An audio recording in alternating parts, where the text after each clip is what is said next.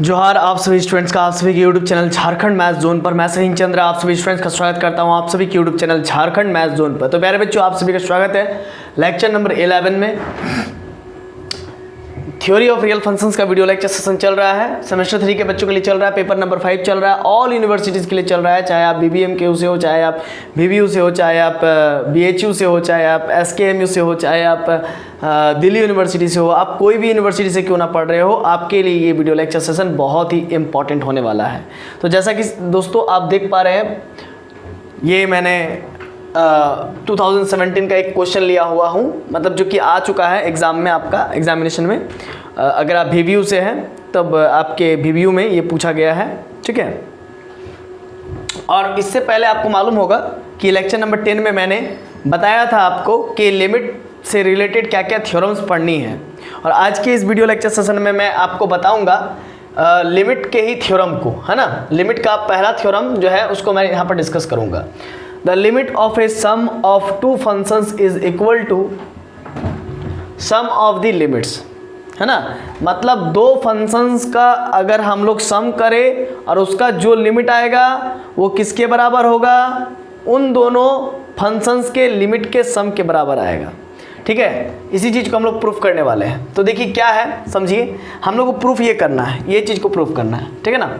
आइए कैसे प्रूफ करेंगे देखेंगे। चलिए प्रूफ में मान लेंगे फंक्शन f(x) का लिमिट L1 है at x tends to a पर, और मान लेंगे फंक्शन φx का लिमिट L2 है as x tends to a पर। Then we have to prove that, तब हम लोग ये प्रूव करेंगे कि limit of x tends to a, है ना, function f(x) plus function φx, यानी the limit of a sum of two functions, the limit of a sum of two functions is equal to sum of the limits, है ना, सम of the limits. मतलब ये दो functions का जो limit आएगा वही लिमिट इन दो फंक्शंस के लिमिट के सम के बराबर होगा। ये चीज़ हम लोग को प्रूव करना है।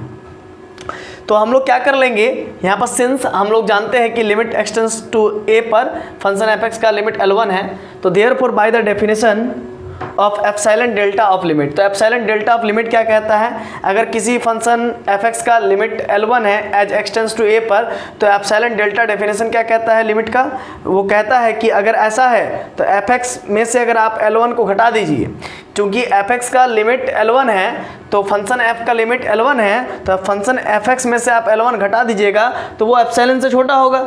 यही तो कहता है epsilon delta definition of limit, epsilon से छोटा होगा, है ना। तो मैंने कहा कि एप्सिलॉन से छोटा होगा और एप्सिलॉन ग्रेटर देन 0 होता है ना, एप्सिलॉन ग्रेटर देन 0 होता है, तो एप्सिलॉन बाई 2 भी तो ग्रेटर देन 0 होता है ना, क्योंकि एप्सिलॉन एक बहुत स्मॉल पॉजिटिव नंबर है, तो एप्सिलॉन बाई 2 भी एक स्मॉल पॉजिटिव नंबर ही हो गया, ठीक है ना। इसीलिए मैं f(x) माइनस L1 को लेस देन एप्सिलॉन बाई 2 लिख दिया bye the definition of epsilon delta definition of limit. Whenever, ये कब होगा, जब x माइनस a का वैल्यू लेस देन डेल्टा 1 होगा तब होगा, है ना। और ये आपको मालूम है x माइनस a का वैल्यू क्या होता है, 0 से बड़ा होता है, modulus of x minus a का वैल्यू 0 से बड़ा होता है। इसको इक्वेशन 1 मान लीजिए, मतलब इस एप्सिलॉन के कॉरस्पॉन्डिंग एक डेल्टा मिला, एक डेल्टा 1 मिला, जो कि ये शो कर रहा है कि वो x माइनस a, मतलब x और a का डिफरेंस का मॉडुलस से भी वो ग्रेटर देन डेल्टा 1 है, ये शो कर रहा है। सिमिलरली हम लोग कह सकते हैं epsilon delta definition of limit से इस φx के लिए, अगर किसी φx का लिमिट, किसी फंक्शन फाई का लिमिट अगर L2 है तो फंक्शन φx माइनस L2 करेंगे लेस देन एप्सिलॉन बाई 2 होगा, व्हेनेवर ये कंडीशन होगा, इसके लिए डेल्टा 2 एग्जिस्ट करेगा, ठीक है। तो इक्वेशन नंबर 1, इक्वेशन नंबर 2। अब देखिए मैं एक काम करता हूँ, मैं दोनों, जैसे कि यहाँ पर डेल्टा 1 है तो डेल्टा 1 का वैल्यू मान लीजिए 10 है और डेल्टा 2 का वैल्यू मान लीजिए 15 है, तो भाई डेल्टा 1 का वैल्यू 10 है और डेल्टा 2 का वैल्यू 15 है।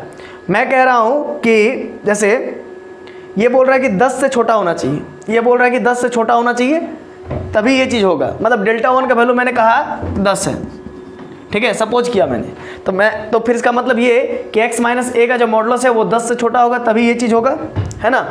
अब यहाँ पर डेल्टा 2 का मैं वैल्यू बोल रहा हूँ कि ये 15 है, मान लीजिए ये कह रहा है कि डेल्टा 2 का वैल्यू 15 से छोटा होगा तभी ये चीज़ होगा, तभी ये चीज़ होगा, है कि नहीं। अब इन दोनों का मैं मैक्सिमम, इन दोनों का मैं मिनिमम लूँगा, इन दोनों का मैं क्या लूँगा, मिनिमम लूँगा, क्या लूँगा, मिनिमम लूँगा, ठीक है ना।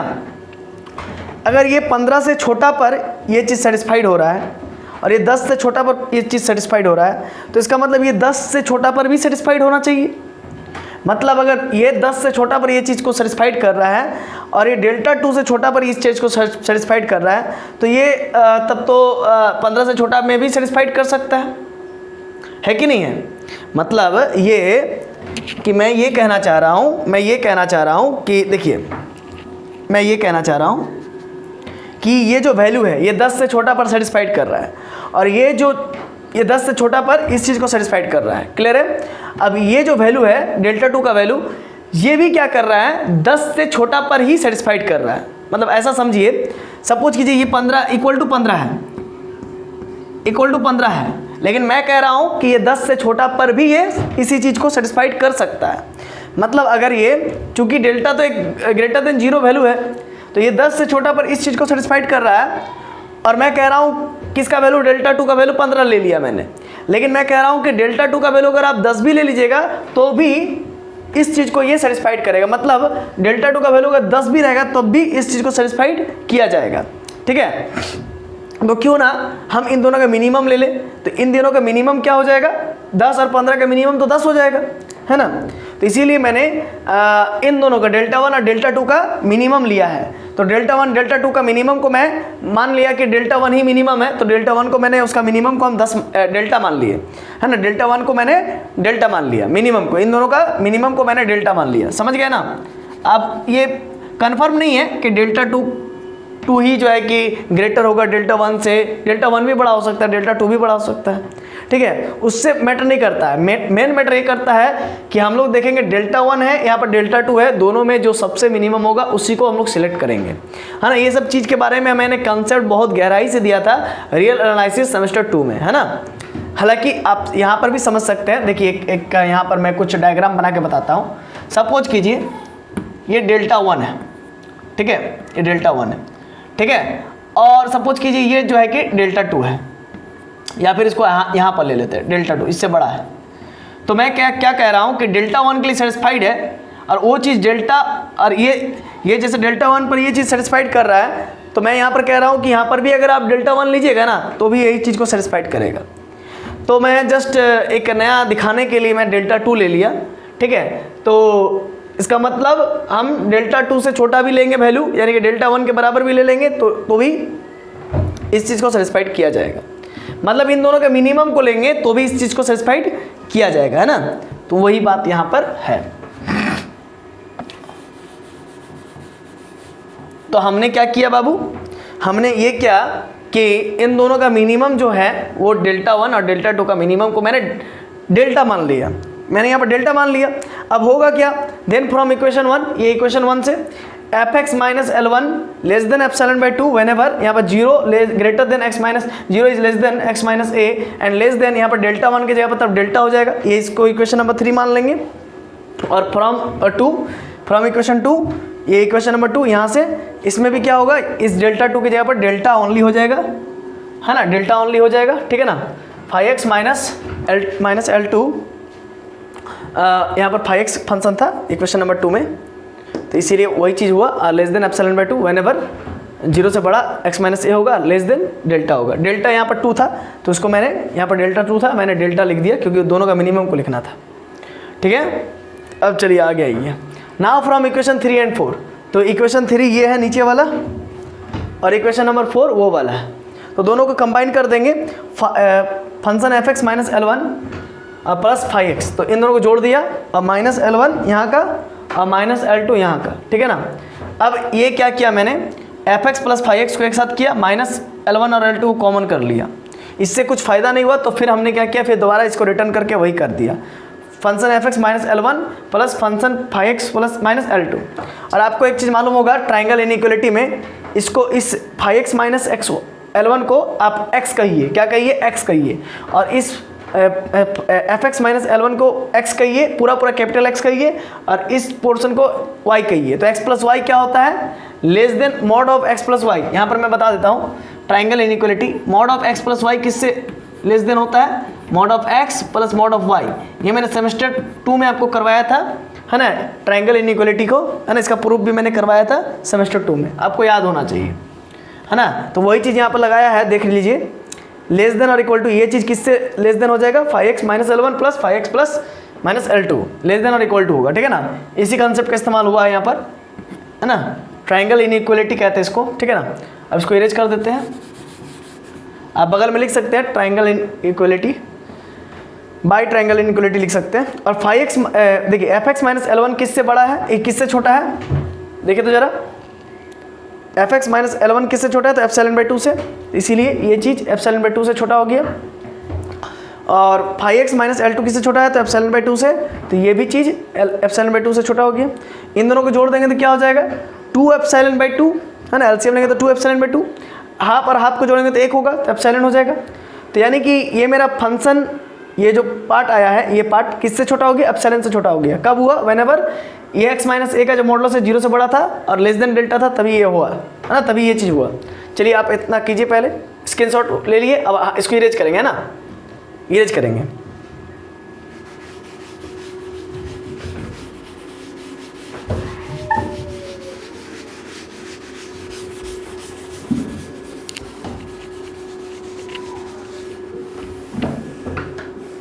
ठीक है, अब जरा देखिए, यहाँ से हम लोग लिखना स्टार्ट करेंगे। Function 5x plus function fx plus 5x, ठीक है, ब्रैकेट लगा करके माइनस, यहाँ पर हम लोग किए थे ना इस चीज़ को, इसी चीज़ को हम इस चीज़ को कर रहे हैं, है ना, इस चीज़ को कर रहे हैं काम। 5x plus fx plus 5x को एक साथ किया मैंने, और माइनस कॉमन लेकर के L1 प्लस L2 को किया, है ना, ये किया। और ये किससे लेस देन है भाई, तो ये एप्सिलॉन से लेस देन है। और ये कब है, जब व्हेनेवर, जब कभी भी मॉड ऑफ x का वैल्यू ग्रेटर देन 0 है और मॉड ऑफ x का वैल्यू लेस देन डेल्टा है, तभी ये चीज़ है ना, व्हेनेवर। तो अब ये जो चीज़ है, समझिए बात को, आपको मालूम होगा epsilon delta definition of limit में क्या होता है कि अगर कोई ऐसा लिखा रहे, अगर कुछ भी चीज़ ऐसा लिखा रहे लेस देन एप्सिलॉन व्हेनेवर, ये मैं रफ बता रहा हूँ नीचे वाला, whenever greater than x minus a less than delta. जब कोई भी ऐसा दिया रहे, आपको मैंने पढ़ाया था epsilon delta definition of limit में, जब कोई भी ऐसा आपको दिखे तो इसका मतलब क्या होता है, इसका मतलब होता है limit x tends to a function of fx equal to l, ये होता है, यही होता है, मैंने आपको बताया था, ठीक है ना, by the definition of epsilon delta of limit. तो यहाँ पर वही लगाएंगे। Now by the definition of limit क्या लिख सकते हैं, limit of x tends to a fx plus 5x equal to L1 plus L2, क्योंकि यहाँ पर माइनस है, यहाँ पर माइनस था तो वो प्लस में हो जाता है, ठीक है ना। तो ये हो गया, ये चीज़ मेरा किया, और यहाँ पर लिख देंगे बाय द डेफिनेशन ऑफ, ये रफ था, इसको इरेज कर दिए, मैंने समझाने के लिए बस लिखा था,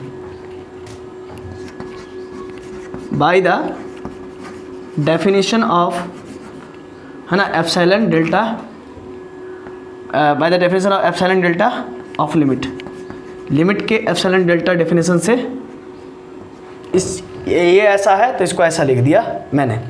और L1 क्या है बाबू, L1 क्या है, तो ये चीज़ है, इसके बदले L1 के बदले मैं लिख दूंगा x tends to a function of fx plus limit x tends to a function of 5x। देखिए, है ना, limit x tends to a function of fx plus limit x tends to a function of 5x लिख दिया। L2 के बदले इस चीज़ को लिख दिया, और L1 के बदले इस चीज़ को लिख दिया। और मेरा देख सकते हैं जो है कि यही चीज़ प्रूव करना था, है ना, ये चीज़ प्रूफ हो गया, ठीक है ना। नीचे में लिख देंगे प्रूव्ड, इसको एक बार और उतार देंगे, x tends to a function of fx plus 5x proved, यही प्रूफ करना था, ठीक है। तो आशा है कि आपको लेक्चर नंबर 11 समझ में आ गया होगा। तो चलिए मिलते हैं नेक्स्ट वीडियो लेक्चर नंबर 12 में, जहाँ पर मैं इसी थ्योरम का जो है कि सब्ट्रैक्शन वाला पार्ट पूरा करूँगा।